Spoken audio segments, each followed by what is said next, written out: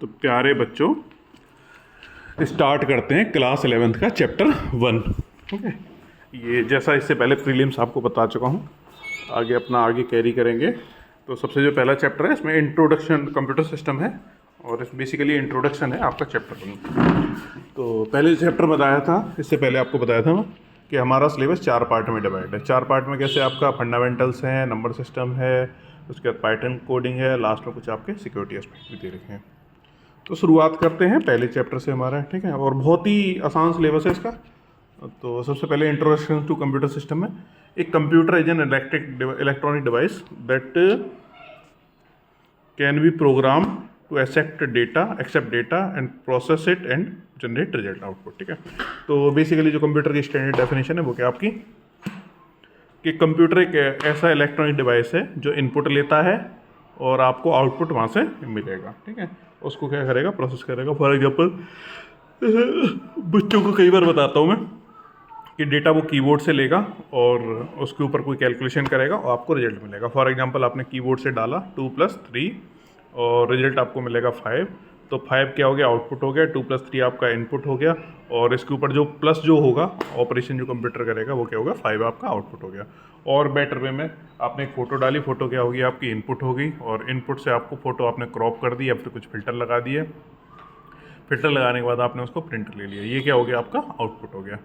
तो ये चीज़ आपको ध्यान रखनी है, कंप्यूटर आपका मेनली 3 चीज़ों से चलता है, इनपुट, आउटपुट और प्रोसेसिंग। तो यही 3 चीज़ें आपको हमेशा दिखाई देंगी जाकर। ठीक है, तो computer system is primarily comprises central processing unit, memory, input output device and storage device. Okay, ठीक है, तो मेनली कंप्यूटर में क्या होगा, मेमोरी होगी, सीपीयू होगा एक जो आपकी प्रोसेसिंग करेगा, और वहाँ से आपको स्टोरेज डिवाइस आपकी चीज़ें स्टोर करने के लिए।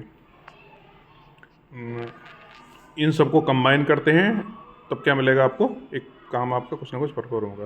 Computer system comes in various forms and sizes, it can vary from high end server to personal desktop.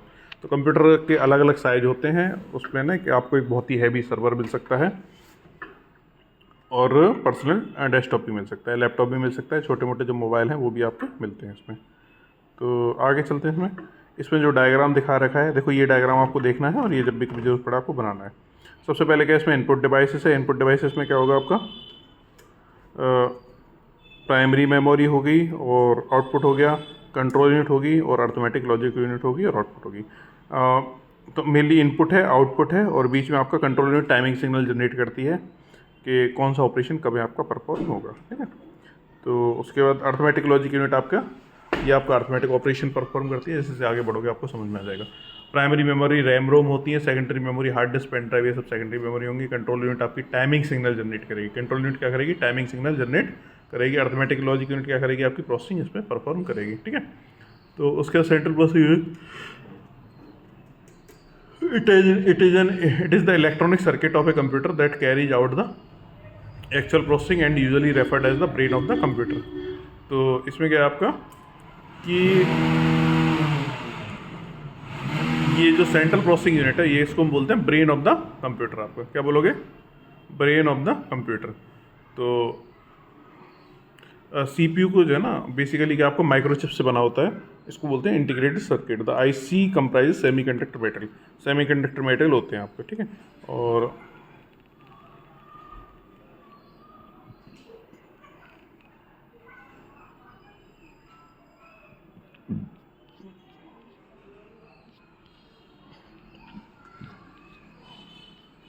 इस जो चैप्टर में आपका इंट्रोडक्शन टू कंप्यूटर सिस्टम है, इवोल्यूशन ऑफ कंप्यूटर है, कंप्यूटर की मेमोरी है, data transfer between memory and CPU है, data and information है, माइक्रो प्रोसेसर है, सॉफ्टवेयर और ऑपरेटिंग सिस्टम है। तो इस पेज में जो मेनली है कि कंप्यूटर सिस्टम के पार्ट कौन कौन से हो गए, आपका इनपुट हो गया, आउटपुट हो गया, और प्राइमरी मेमोरी होगी, सेकेंडरी मेमोरी होगी, कंट्रोल यूनिट होगी और अर्थमेटिक लॉजिक यूनिट होगी। तो प्राइमरी मेमोरी क्या होती है, रैम रोम क्या होगी आपकी, प्राइमरी मेमोरी हो जाएगी, और सेकेंडरी स्टोरेज क्या होगा, हार्ड डिस्क, पेन ड्राइव, ये सब क्या होंगे secondary storage. Arithmetic logic unit क्या करेगी आपकी, प्रोसेसिंग करती है आपकी। सेंट्रल प्रोसेसिंग यूनिट क्या होगी, ये माइक्रोचिप्स होती हैं जो आपस में कंबाइन करके बनती हैं आपकी, सीपीयू बोलते हैं इसको। तो CPU is given as instruction and data through program. CPU को जो मिलता है वो क्या, इंस्ट्रक्शन और डेटा प्रोग्राम्स के थ्रू मिलता है। देन सीपीयू क्या करेगा आपका, फैच करेगा प्रोग्राम और data from the memory and perform arithmetic and logic operation. CPU जो करेगा प्रोग्राम डेटा को मेमोरी से फैच करेगा और अर्थमेटिक एंड लॉजिक ऑपरेशन आपके परफॉर्म करेगा। तो जब प्रोसेसिंग होगी तब सीपीयू क्या करेगा, डेटा को स्टोर करता है एज वेल एज इंस्ट्रक्शन को क्या करेगा, स्टोर करेगा in local memory called as registers आपका। तो रजिस्टर ये क्या होंगे, सीपीयू का पार्ट होते हैं और बहुत कम होते हैं, लेकिन इनकी स्पीड बहुत ज़्यादा फास्ट होती है। और अलग अलग रजिस्टर होते हैं आपके डेटा को स्टोर करने के लिए, इंस्ट्रक्शन को स्टोर करने के लिए, इंटरमीडिएट रिजल्ट को स्टोर करने के लिए।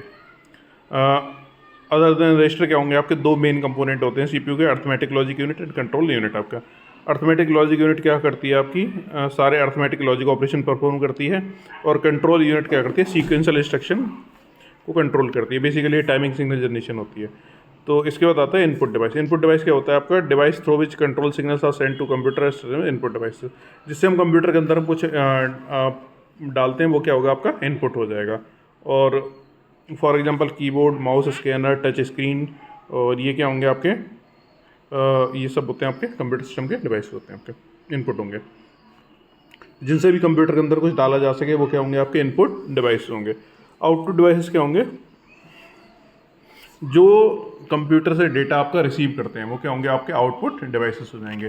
देन फॉर एग्जांपल प्रिंटर हो गया आपका, और प्रोजेक्टर, मॉनिटर, टीवी, ये सब क्या हो गया आपके आउटपुट हो गया आपके, ठीक है। तो एग्जांपल दे रखा है, डिस्प्ले मॉनिटर हो गया आपके आउटपुट के, स्पीकर भी हो गया, और प्रिंटर भी हो गया, और आपका 3D प्रिंटर भी हो गया। देन इनपुट डिवाइस के क्या एग्जांपल हो गए, कीबोर्ड हो गया, माउस हो गया, स्कैनर हो गया, और आपका टच स्क्रीन हो गया। देन उसके बाद इनपुट डिवाइसेस जिनसे डेटा कंप्यूटर के अंदर जाता है, वो क्या होगा इनपुट डिवाइसेस। जिनसे डेटा कंप्यूटर के बाहर आता है, वो क्या होंगे आउटपुट डिवाइसेस होंगे आपके। इनपुट कीबोर्ड, माउस, ये सब क्या होंगे इनपुट होंगे, और प्रिंटर, स्कैनर, प्रिंटर, मॉनिटर, ये सब क्या होंगे आपके आउटपुट होंगे। इसके बाद आता है एवोल्यूशन ऑफ कंप्यूटर। कंप्यूटर जो स्टार्ट हुआ था 500 BC से हुआ था। तो हम जो मानते हैं कि सबसे पहले कंप्यूटर में क्या मिला था, हमें एबेकस मिला था। एबेकस बेसिकली, जो मैं कई बार बच्चों को समझाता हूँ, मोतियों वाली स्लेट है, जिसने बचपन में देखी होगी जाके आपकी, ठीक है। उसके बाद 1642 में आपका आया पास्कलिन कंप्यूटर आया। एक मैकेनिकल कैलकुलेटर था जो क्या करता था, एडिशन और सब्ट्रैक्शन करता था डायरेक्टली, और मल्टीप्लिकेशन डिवीजन करता था रिपीटेड एडिशन, रिपीटेड सब्ट्रैक्शन के थ्रू, ठीक है। तो पास्कलिन मशीन आपकी 1642 में आई थी। तो सबसे पहले हमने कहाँ से स्टार्टिंग किया, एबेकस से। एबेकस के बाद क्या है, पास्कलिन मशीन आई। उसके बाद आया हमारा एनालिटिकल इंजन, ये बनाया था आपका चार्ल्स बेबेज ने। और इसको क्या करते हैं, आपको एक मैकेनिकल कंप्यूटिंग डिवाइस है for inputting, processing, storing, displaying the output which is considered from the basis to modern computer. तो बेसिकली ये क्या करता है, आपका इनपुट लेगा और कुछ स्टोर करेगा और आपको आउटपुट मिलेगा। इसको हम बोलते हैं बेस, मॉडर्न कंप्यूटर का बेसिस बोलते हैं। इसका जो ना, ये आपकी 1834 में आई थी। 34 के बाद 1890 में मिलेगी आपकी टेबुलेटिंग मशीन मिलेगी। टेबुलेटिंग मशीन क्या थी आपकी, हरमन होलियर्थ ने बनाई थी। और इसको क्या करते हैं, डेटा को समराइज करने के काम में आती थी। ये पंच कार्ड का इसमें यूज होता था। तो सबसे पहले आपकी आई एबेकस आया, उसके बाद क्या पास्कलाइन मशीन आई, उसके बाद एनालिटिकल इंजन आया। एनालिटिकल इंजन के बाद टैबुलेटिंग मशीन आई। टैबुलेटिंग मशीन के बाद आपका 1937 में ट्यूरिंग मशीन आई। ट्यूरिंग मशीन एक कंसेप्ट था, ये कहता था कि कंप्यूटर है ना, ऐसा सारा काम कर सकता है जो ह्यूमन कर सकते हैं आपका, ठीक है। ये बेसिकली ट्यूरिंग मशीन कंसेप्ट था, ये एलन ट्यूरिंग नाम के एक साइंटिस्ट ने दिया था आपका। उसके प्रॉपर जो कंप्यूटर आने चालू हुए थे, EDVAC एंड ENIAC आए थे आपके। जॉन वॉन न्यूमैन ने दिया 1945 में दिया, और computer based on this concept, ठीक है। तो ये बेसिकली जॉन वॉन न्यूमैन का कंसेप्ट था। प्रॉपर कंप्यूटर यहीं से आने चालू हो गया। 1947 में आपका ट्रांजिस्टर आया। ट्रांजिस्टर के बेस पे आपके कंप्यूटर बनने लगे। 1970 में आपके इंटीग्रेटेड सर्किट पे। तो मेनली आपको जो देखना है, सबसे पहले आपको कहाँ से 500 BC से स्टार्ट करना है। उस 500 BC में क्या थे, आपका एबेकस था। उसके 1642 में क्या हुआ, आपका पास्कलाइन मशीन आई। उसके बाद 1834 में क्या एनालिटिकल इंजन आया। उसके बाद 1890 में क्या है, टैबुलेटिंग मशीन आया। ये आपको डेट्स के साथ में लिखना है। 1937 में क्या आ गया, आपका ट्यूरिंग मशीन आ गया। 1945 में क्या आ गया, EDVAC एंड ENIAC आ गए आपके। 1947 में ट्रांजिस्टर आ गए। 1970 में आपके ICs आपको मिलनी चालू हो गई आपकी, ठीक है। तो जो वॉन न्यूमैन आर्किटेक्चर था,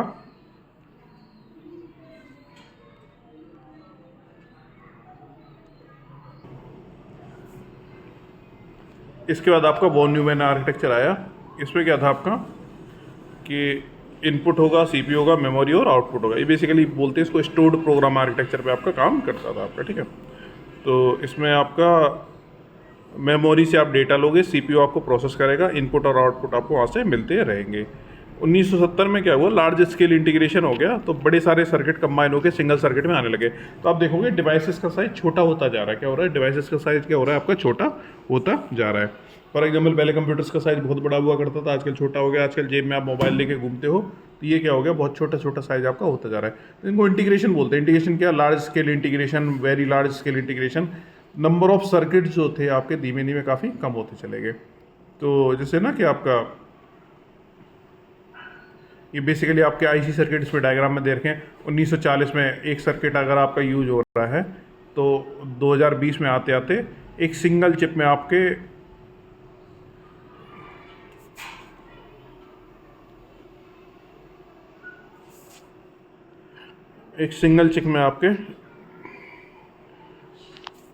बड़े सारे सर्किट आपको यहाँ पे मिल जाएंगे। इवन दो अरबों तक आपके सर्किट यहाँ पे मिलते रहेंगे। ये क्या एक्सपोनेंशियल नंबर है। तो आपको छोटी सी चिप में जो आपको कंप्यूटर में दिखाई देती है, बड़े सारे सर्किट यहाँ पे आपको मिल जाएंगे। उसके बाद ये धीमे धीमे आपका पॉपुलरिटी भरी। पहले आपका ना कि सिर्फ कीबोर्ड बेस्ड सिस्टम आते थे, फिर माउस बेस्ड सिस्टम आने लगे। माउस बेस्ड सिस्टम में क्या हुआ, आपका ग्राफिकल यूजर इंटरफेस आपको मिलने लग गया, जो माउस से टच वच आप करते रहोगे। तो उसके बाद आती है कंप्यूटर मेमोरी। कंप्यूटर की मेमोरी क्या होती है, आपको डेटा को स्टोर करने के काम में आती है। तो बेसिक यूनिट इसकी आपकी बिट होती है, बाइनरी डिजिट 0 और 1 बोलते हैं इसको। ये होगी आपकी आइदर 0 और 1, इसको बोलोगे आप बिट बोलोगे। जब आप 4 बिट को आपस में कंबाइन करोगे तब क्या बनेगा, आपका निब्बल बनेगा। तो सबसे पहले आपका जो बेसिक यूनिट है वो आपकी बिट है। बिट के बाद जब 4 बिट को कंबाइन करते हो तब उसको निब्बल बोलते हैं। 4 बिट को कंबाइन करने के बाद उसमें आपका जब 8 बिट को हम बाइट बोलते हैं। और देखो 1 किलो बाइट में आपकी 1024 बाइट होती है, 1 मेगाबाइट में आपकी 1024 किलो बाइट होती हैं, 1 गीगाबाइट में आपकी 1024 मेगाबाइट होती हैं। तो 1024 के अंतर से बढ़ती जाएंगी। 1 टेराबाइट में आपकी 1024 गीगाबाइट होती हैं। उसके बाद पेटाबाइट है, पेटाबाइट के बाद आपकी एक्साबाइट है, एक्साबाइट के बाद आपकी जीटाबाइट है, जीटाबाइट के बाद आपकी योटाबाइट है, ठीक है। ऐसे करके आपको बेसिकली ये जो हमें हमेशा 1024 होती हैं, पुराने बढ़ते हुए, जैसे किलोग्राम ग्राम होते हैं आपके। टाइप्स ऑफ मेमोरी होती है आपकी primary memory and secondary memory. ये basically primary memory is an essential component of a computer system. Program data and loaded into primary memory before processing the CPU interact directly with the primary memory to perform read और write operation. तो जो भी कुछ आप computer में काम करोगे वो सबसे पहले कहाँ पे आएगा, आपको प्राइमरी मेमोरी में आएगा, ठीक है। तो सीपीयू कोई भी ऑपरेशन परफॉर्म करने से पहले आपका जो भी डेटा आता है वो कहाँ पे आएगा, आपको प्राइमरी मेमोरी में आएगा। उसके बाद प्राइमरी मेमोरी एक एसेंशियल कंपोनेंट होती है किसी भी कंप्यूटर सिस्टम का।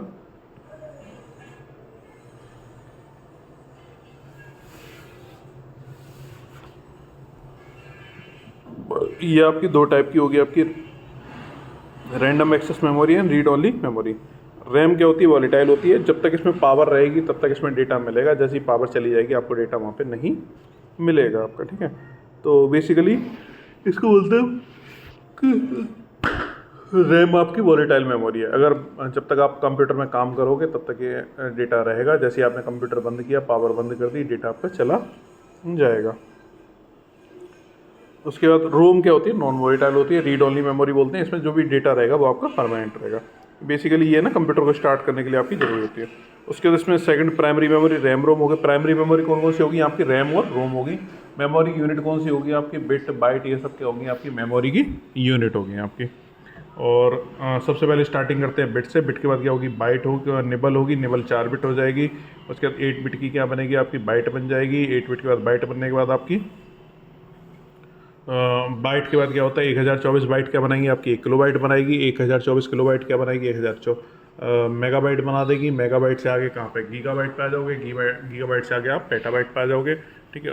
उसके टेराबाइट पे आ जाओगे। टेरा के बाद आपकी पेटा पे आ जाओगे। पेटा के बाद आपकी एक्साबाइट पे आ जाओगे। एक्साबाइट के बाद आप जीटाबाइट पे आ जाओगे।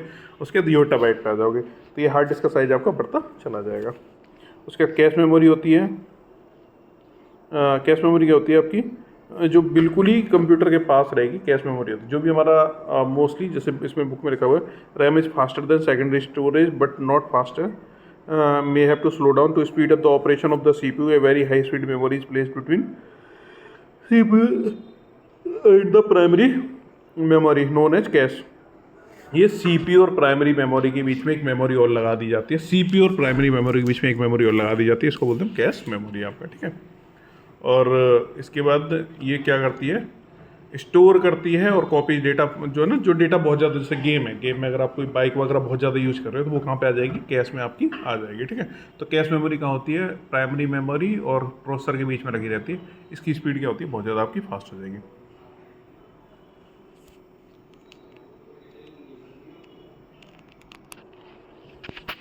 सेकेंडरी मेमोरी क्या होगी, प्राइमरी मेमोरी लिमिटेड स्टोरेज होती है, सेकंड और वॉलेटाइल होती है और महंगी भी होती है आपकी, ठीक है। तो इसका परमानेंटली स्टोर करने के लिए हम क्या यूज़ करते हैं, हार्ड डिस्क वगैरह यूज़ करते हैं, उनको बोलते हैं सेकेंडरी मेमोरी। वो नॉन वॉलेटाइल होती है, एक बार जो आप लिख दोगे उसके ऊपर वो परमानेंटली पड़ा रहेगा।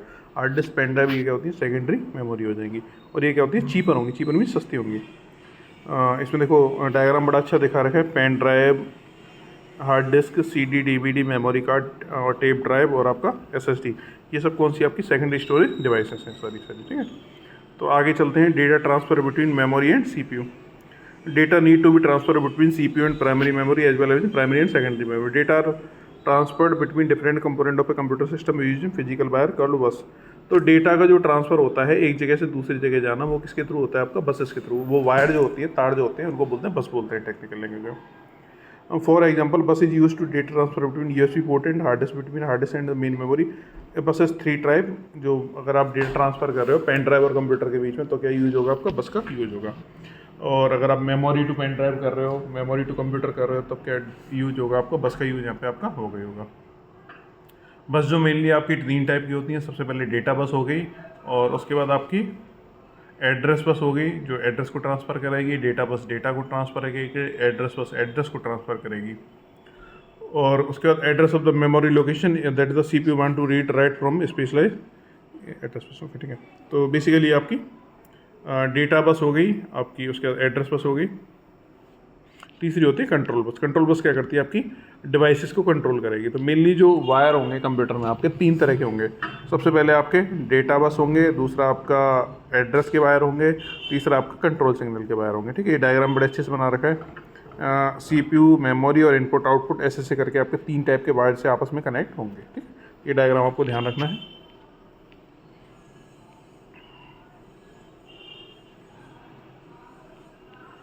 इसके बाद आता है आपका माइक्रो प्रोसेसर। माइक्रो प्रोसेसर में क्या होगा कि शुरुआती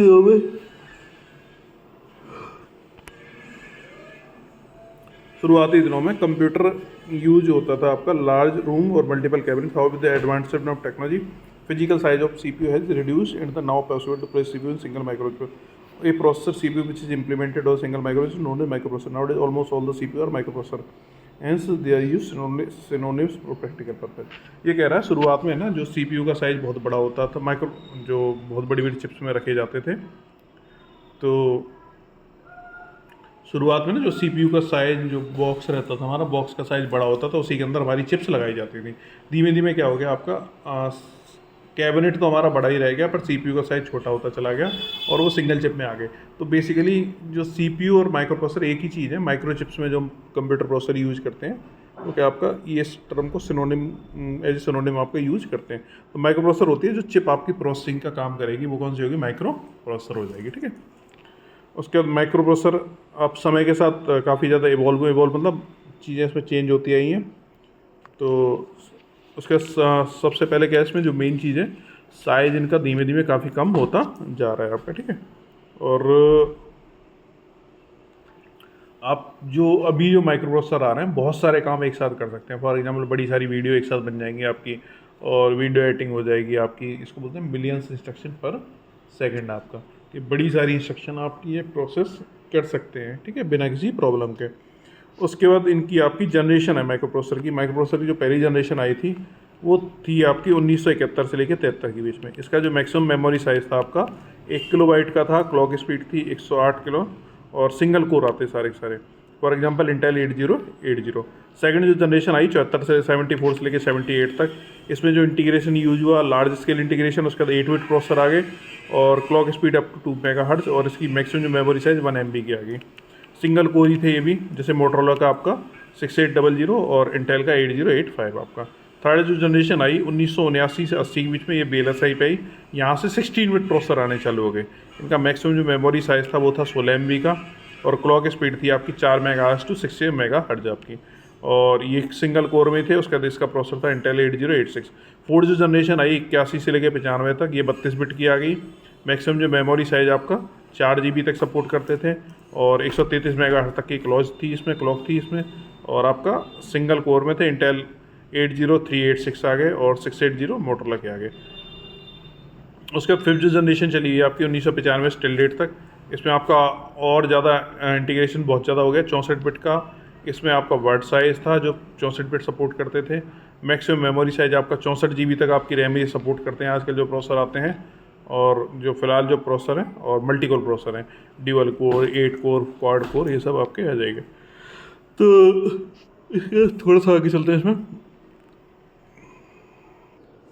माइक्रो प्रोसेसर की कुछ टर्म्स हैं। सबसे पहले वर्ड साइज होता है। वर्ड साइज होता है मैक्सिमम नंबर ऑफ बिट एक प्रोसेसर जो हमारा प्रोसेस कर सकता है, वो क्या होगा आपका वर्ड साइज हो जाएगा। दूसरा होता है मेमोरी साइज, कि मैक्सिमम मेमोरी कितनी सपोर्ट कर सकता है, रैम कितनी ज़्यादा सपोर्ट करेगा। शुरुआती जनरेशन आपकी KB में करते हैं, धीमे धीमे आजकल जो नए जो कंप्यूटर आ रहे हैं वो आपको 64 GB तक आपको सपोर्ट करते हैं आपको, ठीक है। और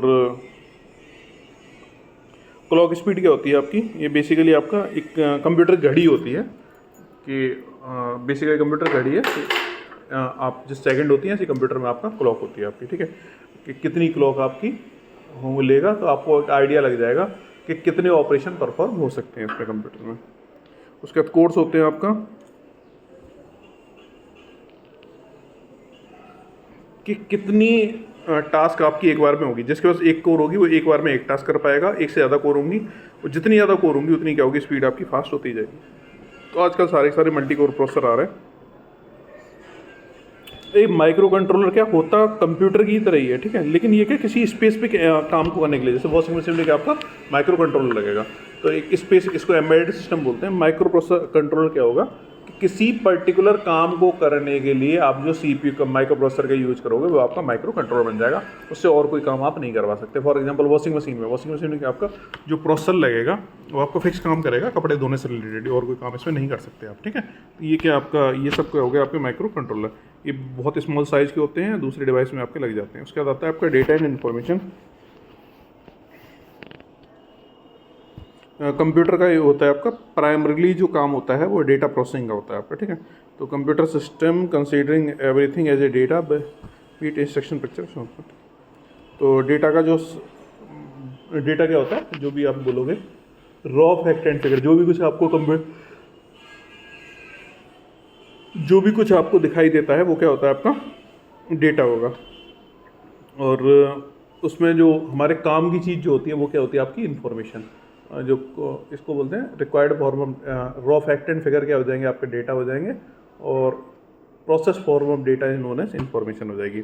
उसके डेटा इन इट्स टाइप होते हैं। सबसे पहले स्ट्रक्चर्ड डेटा होता है। स्ट्रक्चर्ड डेटा फॉर एग्जांपल जैसे ना टेबल बनी है आपकी मार्कशीट है, मार्कशीट क्या होगी आपकी स्ट्रक्चर्ड डेटा के फॉर्मेट में होगी। उसके बाद होता है आपका अनस्ट्रक्चर्ड डेटा, क्या हो गया आपका जो ग्राफ्स वगैरह जो बनते हैं ये सब, जैसे ना ये सब क्या हो गया आपका फॉर एग्जांपल आपने किसी का कोई फॉर्मेट नहीं है, टेबल्स भी हैं, और आपका सेम ही स्ट्रक्चर में क्या है आपका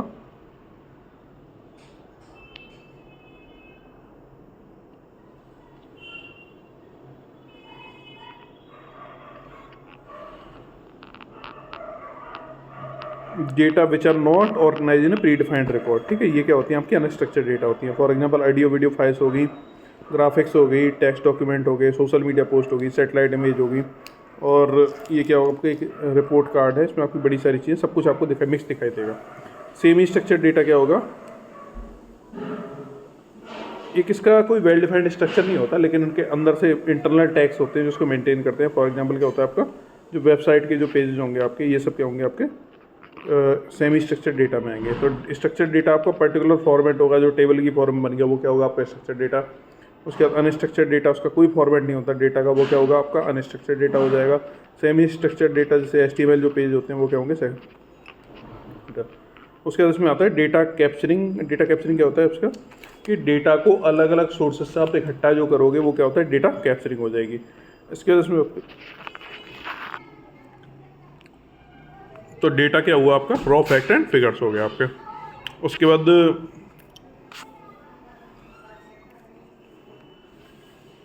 डेटा कैप्चरिंग क्या होगी इसमें आपकी, कि आप अलग अलग सोर्स से डेटा पे इकट्ठा करोगे। फॉर एग्जांपल आपको क्रिकेट टीम बनानी है, तो क्रिकेट टीम बनाने के लिए क्या करोगे आप, तमिलनाडु से डेटा इकट्ठा करोगे, बढ़िया प्लेयर कौन सा है, बढ़िया बॉलर कौन सा है, बढ़िया विकेट के, दिल्ली से भी करोगे, हरियाणा से भी करोगे, पंजाब से भी करोगे। तो ये क्या होता है डेटा कैप्चरिंग होता है। डिजिटल फॉर्म में आप इकट्ठा करोगे तो ना ये आपका सिंपल कीबोर्ड माउस ये सब बारकोड अलग अलग डेटा पे इकट्ठा करोगे, डेटा कैप्चरिंग बोलते हैं। डेटा को स्टोर करोगे हार्ड डिस्क वगैरह पे, क्या होगी डेटा स्टोरेज होगी। और उसके बाद क्या हो गया डेटा रिट्राइवल हो गया। आपने डेटा को कैप्चर कर लिया, इकट्ठा कर लिया, उसके बाद स्टोर कर लिया, फिर उसके डेटा को दोबारा से आप एक्सेस करना चालू कर दोगे, ठीक है।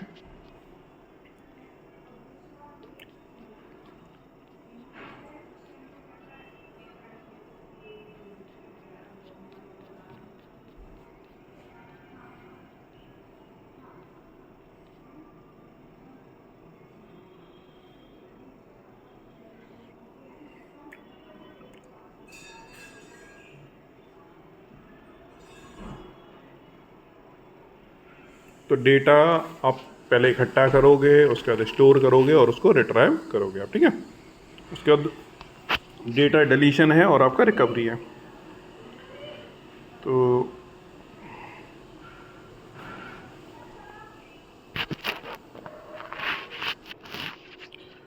जो सबसे बड़ा थ्रेट होता है वो होता है डेटा डिलीशन का। अगर आपने कोई बहुत ज़्यादा इंपॉर्टेंट फाइल बनाई, वो अगर आपकी डिलीट हो जाती है तो ये आपकी प्रॉब्लम हो जाएगी। बट डिलीशन में होता है आपका वो चीज़ आपकी रिकवर भी हो सकती है, ठीक है। तो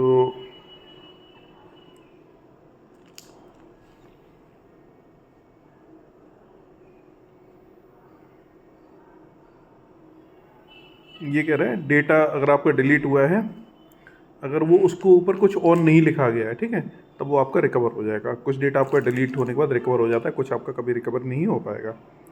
तो ये चीज़ आपको ध्यान रखनी है। हमारे पास दो चीज़ें हैं, data deletion and data recovery. Data deletion and data recovery, तो इस चीज़ का ध्यान रखते हुए आपको आगे चलते हैं। सॉफ्टवेयर, सॉफ्टवेयर में क्या आपका,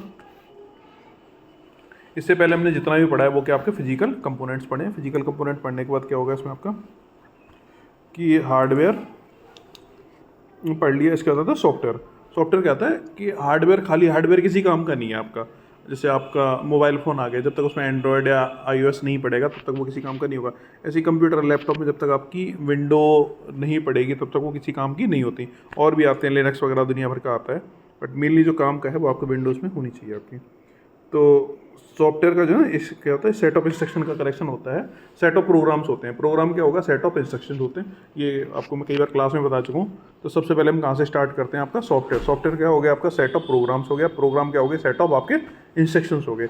इंस्ट्रक्शंस क्या बेसिकली आपके सेट ऑफ स्टेप्स हो गए आपके। तो ये चीज़ आपको ध्यान रखना है बस आपका, ऐसे ही करके। ये सॉफ्टवेयर की नीड क्या है कि कंप्यूटर का हार्डवेयर आपको यूजफुल बनाना है, तो क्या यूज़ करोगे आप, सॉफ्टवेयर का यूज़ करोगे आपका। उसके बाद होते हैं सिस्टम सॉफ्टवेयर। सिस्टम सॉफ्टवेयर क्या होता है इसमें आपका,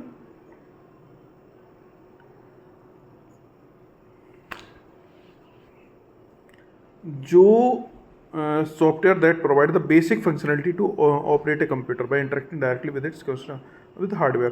तो इसको ना जो बेसिक फंक्शनलिटी प्रोवाइड करता है कंप्यूटर को उसके हार्डवेयर से इंटरेक्ट करते हुए, उसको बोलते हैं हम सिस्टम सॉफ्टवेयर। इसका फॉर एग्जांपल है आपका service directly to end user to some other software. या तो ये किसी दूसरे सॉफ्टवेयर को आपके सर्विस प्रोवाइड करेगा या फिर एंड यूजर को सर्विस प्रोवाइड करता है आपका। देन इसके बाद आता है आपका ऑपरेटिंग सिस्टम। ऑपरेटिंग सिस्टम क्या हुआ, operating system is a system software that operates the computer and operating system is the most basic system software without which other software can not work. एक operating system है जो computer को operate करता है और इसके बिना दूसरे सॉफ्टवेयर हमारे काम नहीं करेंगे आपका। तो operating system manages other application programs and provides access to security to the user of the system. Basically है ना, ये सिक्योरिटी और प्रोवाइड करते हैं आपका। दूसरा मतलब ऑपरेटिंग सिस्टम के बिना आप कंप्यूटर का और कोई प्रोग्राम आप यूज़ नहीं करते। ये क्या करता है, हार्डवेयर को ऑपरेट करने के काम में आपका आता है।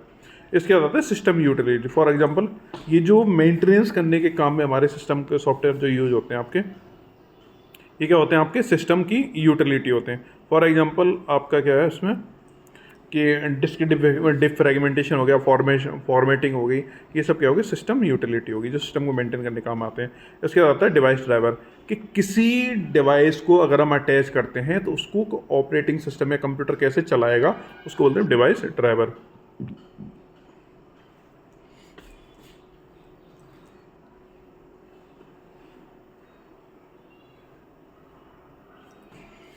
जब भी कोई नया डिवाइस इसमें डाला जाता है, कंप्यूटर में ऐड होता है, तो ये आपको बताएगा कि कंप्यूटर उसको कैसे उसको चलाना होगा आपको, ठीक है। तो ये क्या होते हैं डिवाइस ड्राइवर। उसके बाद आता है प्रोग्रामिंग। तो देखो ये है यूज़र इंटरफेस है, एप्लीकेशन सॉफ्टवेयर है, प्रोग्रामिंग टूल है। सबसे पहले हार्डवेयर है, हार्डवेयर के ऊपर डिवाइस ड्राइवर आ गए, डिवाइस ड्राइवर के ऊपर आपका ऑपरेटिंग सिस्टम आ गया, ऑपरेटिंग सिस्टम के ऊपर सिस्टम यूटिलिटीज़ आ गई, सिस्टम यूटिलिटीज़ के ऊपर आपकी एप्लीकेशन सॉफ्टवेयर और प्रोग्रामिंग टूल्स आ गए।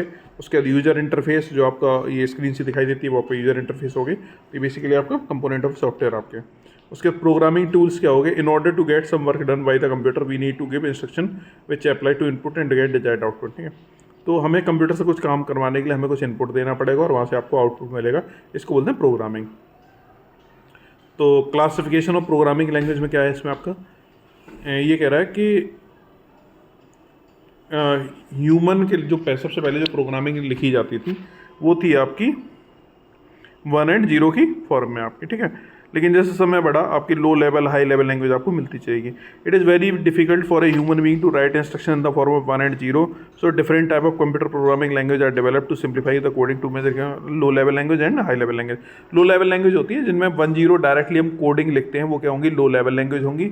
और हाई लेवल लैंग्वेज क्या होगी आपकी, जो आप इंग्लिश की तरह लिखते हो लेकिन कंप्यूटर उनको आपस में अपने आप कन्वर्ट करता है, ठीक है।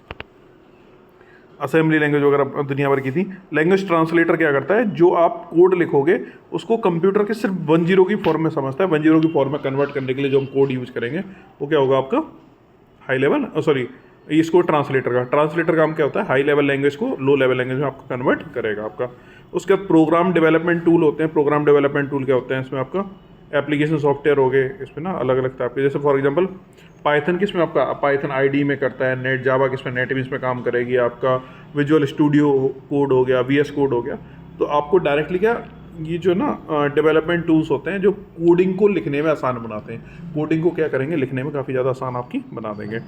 उसके बाद आता है आपका एप्लीकेशन सॉफ्टवेयर। एप्लीकेशन सॉफ्टवेयर के आगे आपके जनरल पर्पस सॉफ्टवेयर, जैसे MS ऑफिस वगैरह, ये सब के आपके जनरल पर्पस सॉफ्टवेयर हैं। कस्टमाइज सॉफ्टवेयर ये है कि जैसे कोई आर्मी वाले अपने लिए स्पेशल बनवाते हैं, आप अपने घर के लिए स्पेशल सॉफ्टवेयर बनवाते हो, ये क्या हो गया आपके कस्टमाइज। जनरल सॉफ्टवेयर कोई भी नो ओपन यूज कर सकता है। कस्टमाइज सॉफ्टवेयर क्या होते हैं, जैसे इंडियन आर्मी अपने लिए बनवा रही है तो ये क्या होंगे आपके कस्टमाइज सॉफ्टवेयर हो जाएंगे आपके।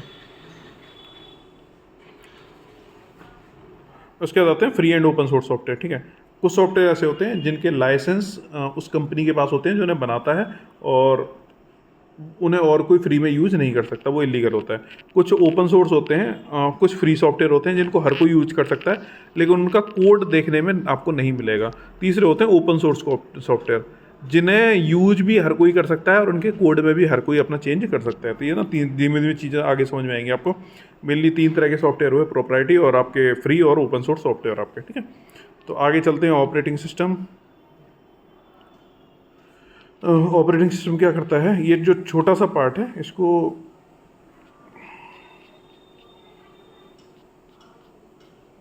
ये थोड़ा सा पार्ट बचा हुआ है, इसको सेकंड पार्ट में करवा दूंगा आपको, ठीक है। तो वेट करो, रिवीजन प्लस का सेकंड पार्ट इसमें